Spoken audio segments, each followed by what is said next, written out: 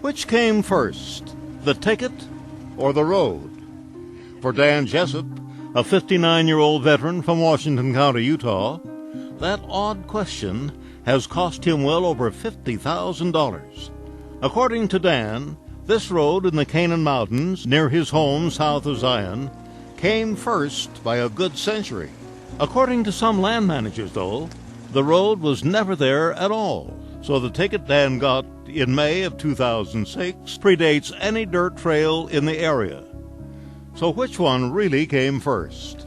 That is the question Dan believes he knows the answer to, and is fighting for in the courts of the United States.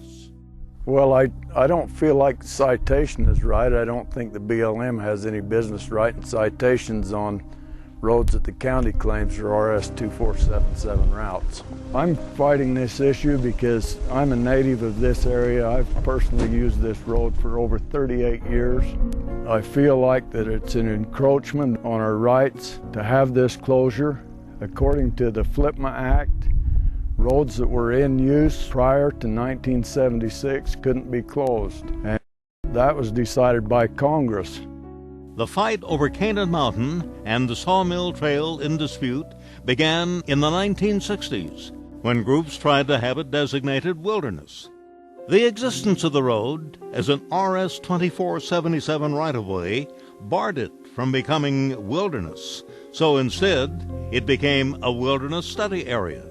That designation was meant to be temporary. However, after more than 30 years, it is still a WSA, and continued use by local sightseers in Jeeps and ATVs show no documented damage of any kind.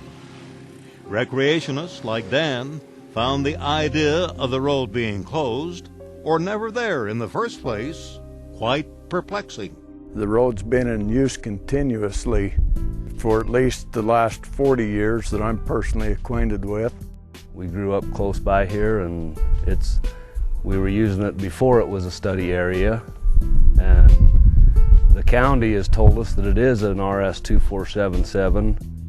Once Dan was issued a ticket for using the road, along with a group of 20 or so other riders, the fight began.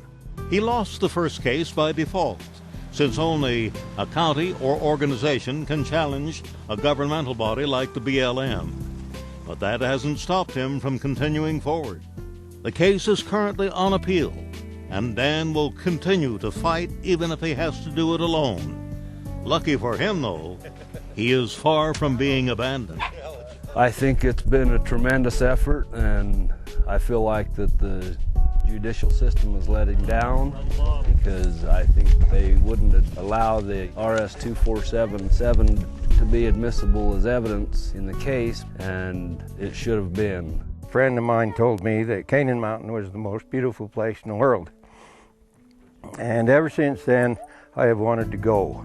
And he said, but you'll have to break the law, and I'm a law-abiding citizen, and I said, but I don't want to break the law. He said, I think it'll be worth $375 because it'll be an experience that you will never have again. That is why Dan fights, even though it's cost him personally, as well as his supporters, tens of thousands of dollars. The price tag is worth it, if it means people can see these lands for themselves and protect their legal rights of way in their own communities.